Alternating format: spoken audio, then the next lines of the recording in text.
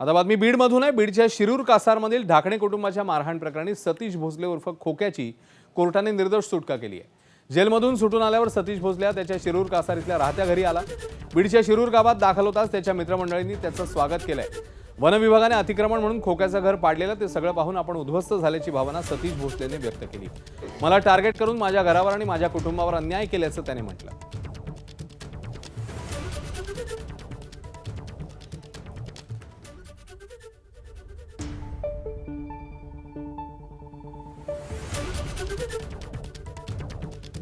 तर निर्दोष मुक्ततेनंतर खोक्या हा त्याच्या घरी पोहोचला, मात्र तिकडे त्यांनी ही परिस्थिती पाहिल्यावर आपल्या भावना। ही जागा वन विभागाची जरी असली तर ह्या जागेचा खरा मालक जल, जंगल आणि जमीन याचा खरा मालक आदिवासी आहे आणि आदिवासी जंगलात नाही राहणार तर कुठं राहणार। आज कुटुंब उघडं पडलं अक्षरशः। आज मी रस्त्यावर आहे। आज मी माझ्या जीवनातली जेवढी कमाई होती ती सगळी अक्षरशः ह्या लोकांनी यांच्या षडयंत्रांनी हे रचून मला बरबाद करून टाकलं पूर्ण। आज पूर्णपणे मी रस्त्यावर आहे। आज माझे मुलं, छोटाले मुलं आहेत माझे, आज त्यांना ऊन वारा पाऊस हे ते कसे जगलेत मी याचा विचार करतोय। मी ह्या विचारात जेल कारागृहात मी कसा जगलो मला माहिती। एबीपी माझा, उघडा डोळे बघा नीट।